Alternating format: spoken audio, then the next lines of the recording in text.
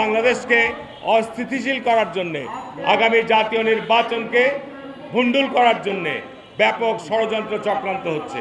S Alam group বাংলাদেশে শেখ হাসিনার প্রত্যক্ষ সহায়তায় বাংলাদেশের বিভিন্ন ব্যাংক থেকে প্রায় 1.5 লক্ষ কোটি টাকা লুটপাট করে নিয়ে গেছে। বাংলাদেশকে যারা আজকে বাংলাদেশকে ভারতকে নতুন করে চিনানোর কোনো অবকাশ রাখে না। 1971 সালে বাংলাদেশকে স্বাধীনতার ক্ষেত্রে সহায়তা করেছিল, এখানে ভারতের স্বার্থ জড়িত ছিল। পাকিস্তানকে বিভক্ত করে বাংলাদেশ স্বাধীনের পর বিগত 50-55 বছরে ভারত বাংলাদেশকে কখনোই একটি স্বাধীন সার্বভৌম রাষ্ট্র হিসাবে বাংলাদেশের গণতন্ত্র, বাংলাদেশের অর্থনীতি, বাংলাদেশের রাষ্ট্রনীতিকে সঠিকভাবে তারা গড়ে তুলতে দেয় নাই।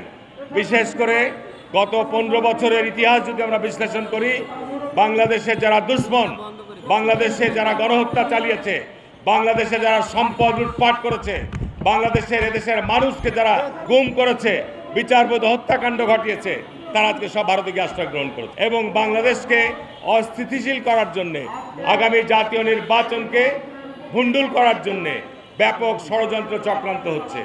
গতকালকে একটা সংবাদ পেলাম, এস আলম গ্রুপ বাংলাদেশে শেখ হাসিনার প্রত্যক্ষ সহায়তায় বাংলাদেশের বিভিন্ন ব্যাংক থেকে প্রায় 1.5 লক্ষ কোটি টাকা লুটপাট করে নিয়ে গেছে। 1-2 কোটি টাকা নয়, 1.5 লক্ষ কোটি টাকা। এবং এই টাকা আজকে বাংলাদেশে একটা অস্তিত্বতা সৃষ্টির জন্য ষড়যন্ত্র এবং চক্রান্তে লিপ্ত রয়েছে। বাংলাদেশের স্বাধীনতার সার্বভৌমত্বের ব্যাপারে বিএনপি আপোষহীন। বিএনপি প্রতিষ্ঠাতা শহীদ রাষ্ট্রপতি জিয়া রহমান যে দর্শন, যে জাতীয়তাবাদী রাজনীতির জন্ম দিয়ে গেছে, আমি মনে করি যে আজকে সময় এসেছে জাতীয়তাবাদী দলের পাশে আজকে বাংলাদেশের মানুষকে দাঁড়ানো। আজকে বাংলাদেশকে যারা দুর্বল করার জন্যে, জাতীয়তাবাদী শক্তিকে দুর্বল করার জন্যে যারা আজকে চক্রান্ত এবং ষড়যন্ত্র করছেন, তাদের ব্যাপারেও আজকে সজাগ এবং সতর্ক থাকতে হবে। বন্ধুরা আমার, বিএনপি আজকে চাপে ফেলে, বিএনপি আজকে বাধ্য করে আজকে সংস্কারের নামে, আজকে জুলাই সনদ তৈরির নামে আজকে যে সমস্ত কর্মকাণ্ড চলছে, এটাও আজকে জনগণের মধ্যে বিরক্তি তৈরি করেছে, উদ্বেগের তৈরি করেছে। আজকে এই কমিশনগুলো গঠন করে দীর্ঘ আলোচনার মধ্য দিয়ে মানুষের মধ্যে আজকে আমি বলবো যে চরম বিরক্তি তৈরি করেছে।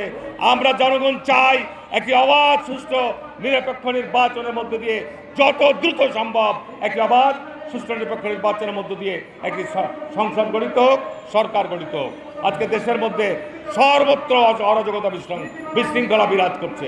কিন্তু আজকে আমরা লক্ষ্য করছি যে আজকে পরিকল্পিতভাবে আজকে জাতীয় নির্বাচনকে বিঘ্নিত করা, পিছিয়ে দেওয়ার যে ষড়যন্ত্র চলছে, এটির ব্যাপারে দেশবাসীকে সজাগ এবং সতর্ক থাকতে হবে।